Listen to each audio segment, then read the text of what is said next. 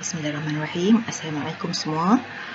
Dalam slide ini saya akan menyambung penerangan saya tentang polisi ekonomi Islam menjurus kepada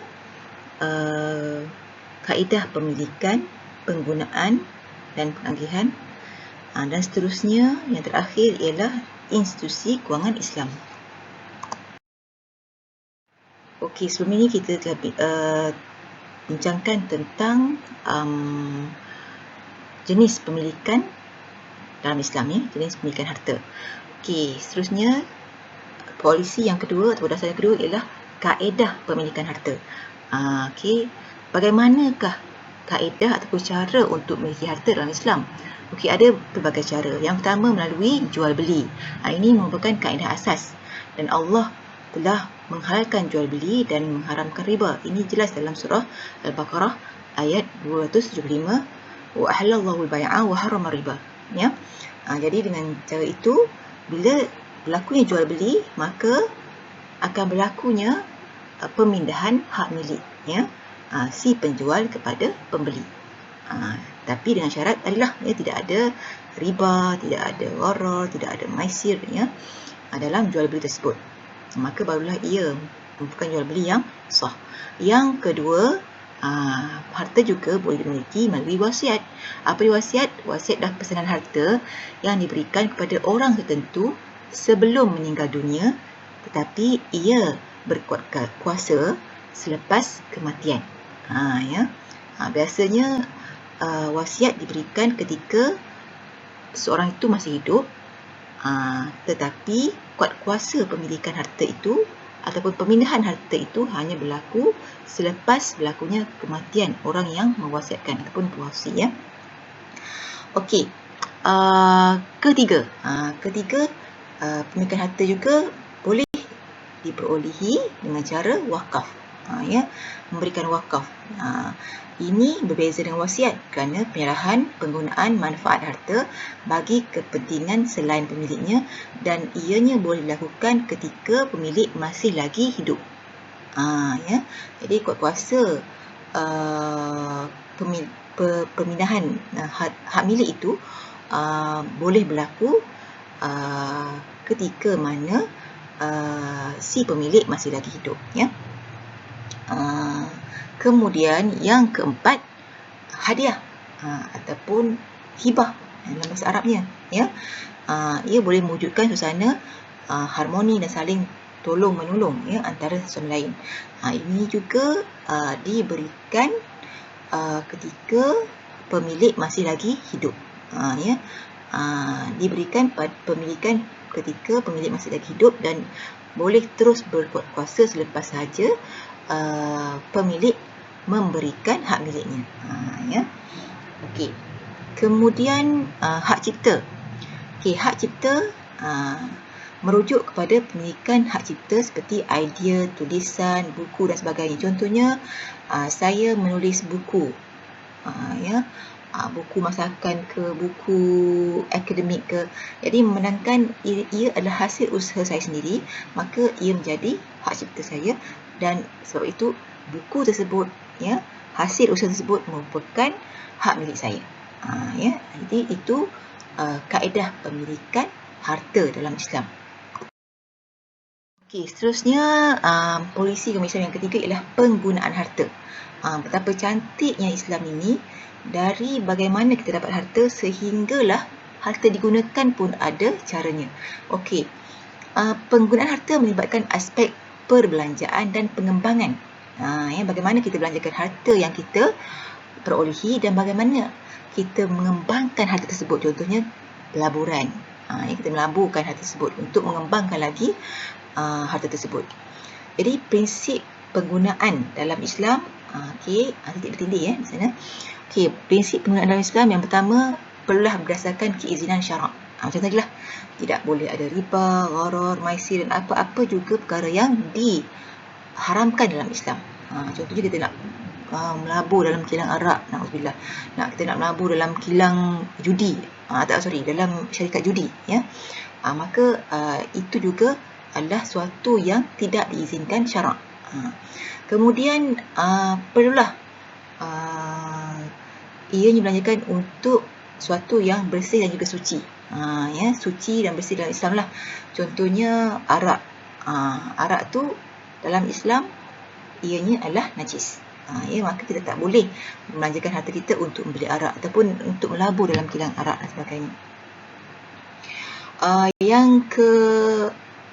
keempat, yang keempat, perlulah kita melabur ataupun kita belanjakan harta kita itu untuk sesuatu yang bermanfaat, ya, bermanfaat dan memberi kemaslahatan. Ya, contohnya kita laburkan duit kita untuk membuka restoran atau membuka firma. Dengan cara itu kita mampu memberi peluang pekerjaan kepada orang lain, dan pada masa sama kita mampu meningkatkan lagi pendapatan keluarga kita. Jadi itu maksudnya bermanfaat dan memberi kemaslahatan kepada orang lain. Dan kemudian perlulah ia bersesuaian dengan nilai akhlak. Ya, jadi tak bolehlah kita contohnya kita gunakan duit kita tu untuk beri rasuah. Ya. Walaupun duit tu duit halal dari sumber yang halal, dari kerjaya kita, dari kerja kita, tetapi cara kita membelanjakan duit itu adalah suatu yang bercanggah dengan akhlak. Berjudi sama juga, kita menggunakan duit kerja kita, duit gaji kita untuk berjudi, suatu yang bercanggah dengan nilai akhlak dalam Islam. Ya. Pengagihan harta. Proses harta dibahagikan kepada individu dan masyarakat. Kenapa? Ia bertujuan untuk mengurangkan perbezaan sosial yang ketara dalam masyarakat. Perbezaan sosial di sini contohnya antara golongan kaya dan miskin. Itu biasanya yang dikatakan perbezaan sosial. Dan terdapat dua jenis pengagihan harta dalam Islam yang berbentuk wajib dan juga sunat. Apakah yang wajib itu? Yang wajib itu adalah zakat. Ya, kita ada zakat pendapatan, kita ada zakat harta perniagaan, zakat binatang ternakan, zakat emas, ya, zakat tanaman, ya. Jadi itu adalah wajib sekiranya cukup syarat-syaratnya, iaitu cukup haul dan cukup nisab. Sunat pula adalah dalam bentuk sedekah. Ya, dia tak wajib. Contohnya kita pergi masjid, kita masukkan tanpa masjid, itu sunatnya sedekah. Kita jumpa orang susah, kita bagi. Itu juga sedekah. Ya, dia bukan wajib. Tapi amat digalakkan. Dalam surah Al-Ma'arij ayat 24 yang bermaksud dan mereka yang menentukan bahagian pada harta-hartanya menjadi hak yang termaklum bagi orang miskin yang meminta dan orang miskin yang menahan diri dari menuntut. Itu nak menunjukkan bahawa dalam harta kita ini ada harta orang lain. Jadi tak boleh kita mendabik dada mengatakan ini adalah harta aku yang kerja. Aku yang kerja berpenat lelah. Ya, 7 hari seminggu, 24 jam satu hari. Ya. Jadi orang lain tak berhak untuk menuntut apa-apa dari harta aku. Itu silap. Ya, kita kembali semula kepada konsep pemilikan harta. Harta itu tidak mutlak. Walaupun betul ia adalah milik kita, tetapi hak mutlaknya adalah milik Allah. Ya, Allah yang memberi rezeki, Allah yang memilih untuk kita memiliki harta tersebut. Dan Allah juga yang berhak untuk menariknya kembali sekiranya Allah mahu. Seterusnya, sekarang kita beralih ke institusi kewangan Islam. Okey, di sini saya pilih beberapa institusi kewangan Islam, iaitu Baitul Mal, Perbankan Islam dan juga Takaful. Ya. Baitul Mal. Apakah Baitul Mal? Baitul Mal adalah perbendaharaan negara yang merupakan institusi kewangan yang berfungsi menyelenggara harta-harta umum atau tempat menyimpan barang berharga. Ini berdasarkan definisi yang diberikan oleh Ustaz Mahyuddin Haji Yahya dalam bukunya. Ya. Jadi sumber pada Baitul Mal ini terdiri daripada harta masyarakat, harta negara atau harta umum. Ya, sebenarnya kita dah bincang pun secara tak langsung dalam pemilikan harta umum, harta negara tadi. Ya. Jadi sumber Baitul Mal meliputi harta zakat, harta milik negara, harta milik umat Islam yang tidak jelas penggunaannya, contohnya harta tanah, sebidang tanah yang tidak diusahakan berpuluh-puluh tahun, yang ditinggalkan oleh pemiliknya tanpa diusahakan. Itu juga boleh menjadi harta Baitul Mal. Ya. Kemudian harta daripada peperangan, ini ghanimah. Kalau dulu zaman Nabi dan sahabat, maka harta peperangan menjadi sumber kepada Baitul Mal. Kemudian segala harta lain selain dari atas, pelaburan dan saham yang dijual kepada umat Islam melalui institusi atau yayasan yang ditubuhkan oleh Baitul Mal. Contohnya Baitul Mal melaburkan harta yang ada dan hasil daripada pelaburan tadi, maka ia menjadi milik Baitul Mal juga. Keuntungan yang diperoleh daripada pelaburan tadi ia menjadi milik Baitul Mal. Dan sekiranya kita ingin melihat sejarah Baitul Mal dari zaman awal Islam sehingga zaman kemusultannya, ketika zaman awal Islam iaitu zaman Nabi SAW, Baitul Mal sudah ada, tapi bentuknya masih lagi belum rasmi. Dan sumbernya terhad kepada zakat dan harta rampasan perang sahaja. Sama juga dengan fungsinya juga terhad kepada mengutip dan mengagihkan harta. Tak lebih daripada itu. Kemudian kita zaman Khulafa Ar-Rashidin, zaman Abu Bakar, tumpuan diberikan kepada memerangi golongan murtad dan enggan bayar zakat. Jadi kurang lagi tumpuan kepada Baitul Mal. Cuma Baitul Mal ni lebih sistematik ketika zaman Umar Al-Khattab.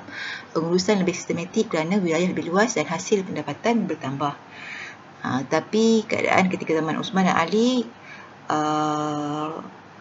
agak berubah disebabkan oleh banyak berlakunya perang saudara. Jadi fokus kepada Baitul Mal juga kembali berkurangan. Kemudian ketika zaman Bani Umayyah, Baitul Mal berkembang kerana luasnya empire dan pertanian mengeluarkan hasil juga banyak. Kemudian ketika zaman Bani Abbasiyah pula, kemuncak kecemerlangan terutama semasa pemerintahan Abu Ja'far Al-Mansur dan Harun Ar-Rashid. Harun Ar-Rashid. Ketika ini adalah ketika zaman kemuncak kegemilangan umat Islam ketika itu.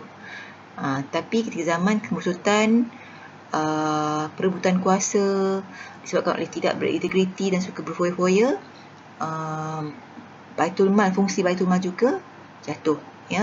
Tambah dengan serangan tentera Mongol ke atas Baghdad di akhir kerajaan Bani Abbasiyah pada tahun 1258 Masehi ataupun 656 Hijrah. Seterusnya, institusi kewangan Islam yang kedua ialah perbankan Islam. Apakah perbankan Islam? Perbankan Islam ialah amalan perbankan yang selari dengan sistem dan etika Islam. Dan di sana terdapat 4 elemen asas yang diharapkan dalam transaksi kewangan Islam, iaitu yang pertama, riba. Tak boleh ada riba, sebarang tambahan kepada hutang yang diberikan, bayaran tambahan kepada hutang yang diberikan. Contohnya, kalau saya memberi hutang kepada B RM500, jadi tak boleh nak minta B bayar RM600. Jadi RM100 itu ada riba. Kemudian gharar ialah ketidakpastian ataupun ketidaktentuan. Contohnya dalam pembelian apa-apa aset ataupun barangan, kita perlu mengetahui dengan baik barang apa yang kita nak beli. Contohnya saya nak beli sehelai baju. Baju yang macam mana, kita dah spesifikasikan. Jadi tanpa kita spesifikasikan baju yang kita nak beli, maka boleh berlaku gharar di situ dan ia boleh memberi kesan kepada kesahan kontrak jual beli. Kemudian maisir ialah judi. Maka bank Islam juga tidak boleh terlibat dalam apa juga transaksi yang ada unsur judi. Contohnya melaburkan dana dalam syarikat judi. Kemudian apa-apa yang diharamkan dalam Islam juga tidak boleh bank Islam terlibat dalamnya. Contohnya melaburkan dana dalam syarikat arak, dalam syarikat rokok, ataupun melaburkan duit dalam syarikat hiburan yang macam mana, hiburan yang melalaikan sebagainya, maka ia juga tidak dibenarkan dalam transaksi kewangan Islam. Dan antara aplikasi pembiayaan Islam yang digunakan oleh bank Islam ialah murabahah. Murabahah ialah menjual dengan harga kos aset ditambah dengan harga untung.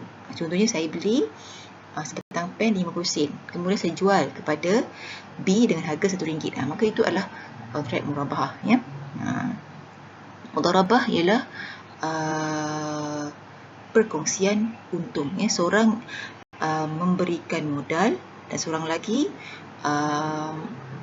memberikan kemahiran ataupun menyumbangkan kemahiran kepakaran dalam syarikat. Itu mudharabah, perkongsian untung. Musyarakah perkongsian untung rugi, di mana ada beberapa orang, contohnya 2 atau 3 orang menubuhkan syarikat, yang mana kesemua ahli dalam syarikat tersebut menyumbang modal untuk membangun ataupun membuka syarikat tersebut, dan masing-masing akan dan untung daripada perniagaan nanti akan dibahagikan mengikut nisbah yang telah dipersetujui. Okey. Kemudian ijarah sewa, kontrak sewa, kontrak hutang. Hutang memang dibenarkan dalam Islam, tapi tidak boleh ada sebarang unsur riba. Kalau kita bagi hutang RM500, maka RM500 itu saja yang perlu dibayar. Tidak boleh kita letak tambahan syarat. Okey, kalau saya bagi hutang RM500, awak kena bayar RM600 ataupun RM550. RM501, walaupun RM1 lebihan daripada hutang tadi, ia tetap dikira sebagai riba. Kemudian ujrah. Ujrah ialah kontrak upah. Okey, institusi kewangan Islam yang ketiga ialah takaful. Apa maksud takaful? Takaful bermaksud saling menjamin, yang mana berasal dari perkataan Arab kafala. Takaful bertujuan untuk menggalakkan tolong-menolong dan perpaduan dalam kalangan peserta, yang mana ia selari dengan konsep ta'awun. Ta'awun itu tolong-menolong. Beberapa syarikat yang menjalankan operasi takaful di Malaysia ialah seperti Takaful Malaysia, Takaful Ikhlas, Maybank Takaful Berhad, Prudential BSN Takaful Berhad, Hong Leong Marine Takaful, dan banyak lagi. Ciri-ciri takaful yang membezakan syarikat takaful dan syarikat insurans konvensional ialah, yang pertama, tiada unsur riba, gharar dan maisir, sama seperti perbankan Islam, bank Islam. Tidak boleh ada sebarang unsur riba, gharar dan maisir. Sekiranya ada, maka berlaku ketidakpatuhan kepada transaksi, dan ini boleh menyebabkan lesen syarikat ditarik balik oleh Bank Negara Malaysia. Kemudian sumbangan berdasarkan tabarruk. Sumbangan berdasarkan tabarruk iaitu sedekah atau donation. Tabarruk ni menyumbang, memberi sumbangan. Maksudnya kita tidak membeli perlindungan tersebut. Tidak sama seperti konsep dalam insurans konvensional, yang mana kita membeli perlindungan, tetapi perlindungan tersebut tidak tentu. Maksudnya ada gharar di situ. Kita tidak pasti sama ada kita membeli perlindungan tu untuk berapa banyak, untuk perlindungan yang bagaimana, sebab ia bergantung kepada contohnya kalau medical insurance, maka ia bergantung kepada sakit, jenis sakit dan sebagainya. Kalau kemalangan yang bagaimana. Jadi ini tidak berlaku dalam takaful. Kerana takaful bukan kita membeli perlindungan, tapi kita menyumbang dalam satu tabung untuk maslahah semua ahli. Semua ahli yang menyumbang. Jadi sekiranya berlaku sebarang kemalangan ataupun penyakit kritikal kepada mana-mana ahli, maka wang itu boleh diambil untuk memberi perlindungan kepada ahli-ahli yang sakit atau yang terlibat dengan bencana. Jadi tidak berlaku pembelian premium ataupun pembelian perlindungan. Jadi tidak ada gharar di situ. Kemudian menggunakan konsep perkongsian untung, itu mudharabah. Maksudnya dalam ini bagi pelan takaful yang ada konsep pelaburan. Maka konsep yang digunakan ialah mudharabah, perkongsian untung. Dan kemudian pelaburan pula mestilah halal. Ya. Bukan sahaja tidak boleh ada unsur riba, gharar dan maisir, syarikat takaful juga tidak boleh melaburkan dana yang ada ke dalam pelaburan yang haram, seperti kilang arak, syarikat judi, kilang rokok, ya, itu semua haram ya dalam Islam. Kemudian perlu ada pengawasan dari penasihat syariah, ya, ada majlis pengawasan syariah. Sekiranya tidak ada, maka tidak mencukupi syarat-syarat untuk takaful itu beroperasi sebagai syarikat insurans Islam. Ya, ini syarat-syarat yang perlu ada, yang perlu dipatuhi oleh syarikat takaful. Dengan itu, sekian. Terima kasih.